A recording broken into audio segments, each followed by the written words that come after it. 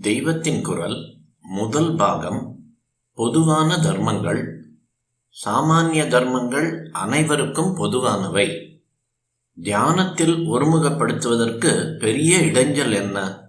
இந்த மனசு ஓயாமல் ஆடிக்கொண்டிருப்பதுதான். மனத்தில்தான் எல்லா விதமான கஷ்டங்களும் உண்டாகின்றன. மனத்தில் ஏற்படும் ஆசையே அத்தனை கஷ்டங்களுக்கும் காரணம்.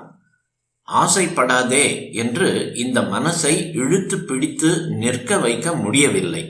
நாம் ஒரு வஸ்துவை நினை என்று இந்த மனசிடம் சொன்னால் அது ஏதோ சொற்ப காலம் அதை நினைப்பது போல இருந்து வேறு எங்கோ பாய்ந்து விடுகிறது. தியானம், சாந்தி என்றெல்லாம் நான் உபன்யாசத்தில் சொல்லுகிற போது ஒரு க்ஷணம் உங்கள் மனம் அடங்கினார் போல தோன்றும், ஆனந்தமாயிருக்கும். ஆனால் அடுத்த க்ஷணமே மனம் எங்கோ ஓடி சாந்தி குலைந்து போகிறது. பேசாமல் இரு என்று கட்டளை போட்டு வாயை மூடிக்கொண்டு விட்டால் அது ஓரளவுக்காவது பேசாதிருக்கிறது. பார்க்காதே என்று உத்தரவு போட்டு கண்ணை மூடிக்கொண்டு விட்டால் கண் ஓரளவாவது பார்க்காமல் இருக்கிறது. ஆனால் இந்த மனத்திடம் மட்டும் நினைக்காமல் இரு என்று எவ்வளவுதான் முட்டிக்கொண்டாலும் அது கேட்பதில்லை. நாம் நினை என்றால் மனம் நினைக்க வேண்டும், நினைக்காதே என்றால் நினைக்காமல் இருக்க வேண்டும். அப்போதுதான் நமக்கு மனம் சுவாதீனமாயிற்று, நமக்கு சித்த சுவாதீனம் இருக்கிறது என்று அர்த்தம்.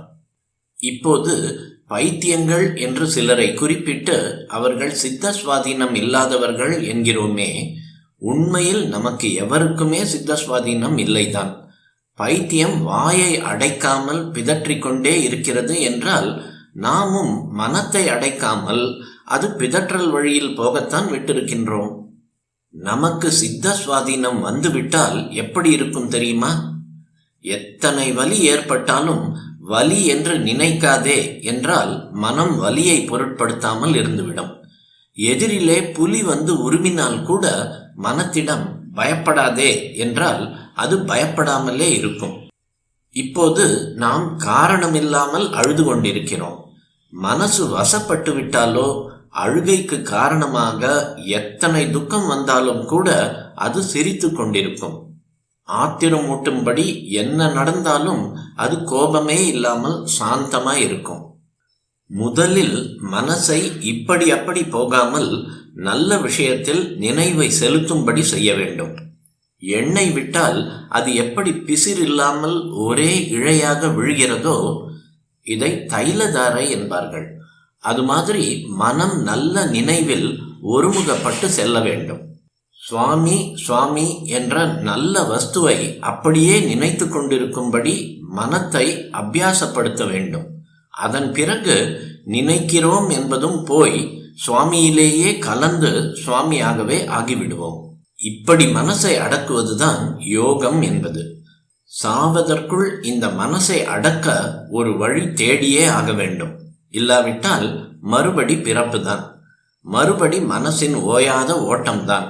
எனவே இந்த ஜென்மாவிலேயே காமமும் குரோதமும் ஏற்படுவதற்கு எவ்வளவோ ஹேதுக்கள் இருக்கும் போதே இவற்றின் நடுவே மனசை அடக்க முழு பிரயத்தனமும் பண்ண வேண்டும். அப்படி பண்ணி ஜெயித்தவன்தான் யுக்தன் என்கிற யோகி. அவன்தான் ஹூகி, உண்மையான ஆனந்த ஆத்மா என்கிறார் கிருஷ்ண பகவான். யோகமெல்லாம் ரிஷிகள் சமாச்சாரம், நமக்கு வருமா என்று விட்டுவிடலாகாது. மருந்து யாருக்கு வேண்டும்? வியாதி உள்ளவனுக்குத்தானே. நமக்குத்தான் மனோவியாதி, அதாவது மனம் என்ற வியாதி இருக்கிறது. எனவே நாம் தான் அதை அடக்குகிற மருந்தை சாப்பிட வேண்டும். மனசை அடக்க 2 சாதனங்கள் உண்டு. ஒன்று பகிரங்க சாதனம், மற்றது அந்தரங்க சாதனம். வெளிமுகமாக செய்வது பகிரங்க சாதனம், உள்ளுக்குள்ளேயே செய்து கொள்வது அந்தரங்க சாதனம். 2ம் வேண்டும். இந்த மடத்தில் வண்டிக்காரன், சமையல்காரன் இவர்கள் வெளியிலும் தீபத்தில் திரி போட்டு தருகிறவன், புஷ்பம் எடுத்து கொடுப்பவன் இவர்கள் பூஜைக்கு பக்கத்திலேயே அந்தரங்கமாகவும் இருக்கிறார்கள். 2 வகையினரும் இருந்தால்தான் மடம் நடக்கும். அப்படியே பகிரங்க சாதனம், அந்தரங்க சாதனம் 2ஐயும் கொண்டு மனத்தை முதலில் நல்லதில் ஒருமுகப்படுத்தி பிறகு ஒன்றையுமே நினைக்காத நிலைக்கு வர வேண்டும். தான தர்மம் செய்வது, சந்தியாவந்தனம், யாகம், பூஜை, பரோபகாரம் எல்லாம் நல்லதில் மனசை செலுத்தும் பகிரங்க சாதனங்கள். தியானம் என்பதே மிக சிறந்த அந்தரங்க நிலை. அதற்கு அனுகூலமாக இருக்கிற மற்ற அந்தரங்க சாதனங்கள் 5. அவை அஹிம்சை, சத்தியம், அஸ்தேயம், சௌசம், இந்திரிய நிகிரகம் என்பவை.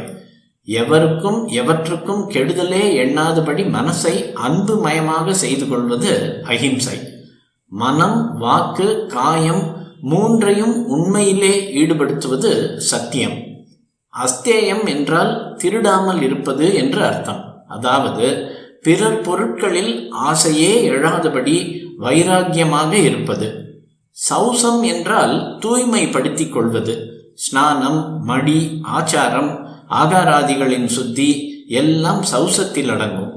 இந்திரிய நிகிரகம் என்பது புலன்களை அவற்றின் போக்கில் விடாமல் ஒவ்வொரு இந்திரியத்துக்கும் இவ்வளவுதான் ஆகாரம் கொடுப்பது என்று நிர்ணயமாக வைத்துக் கொள்வது.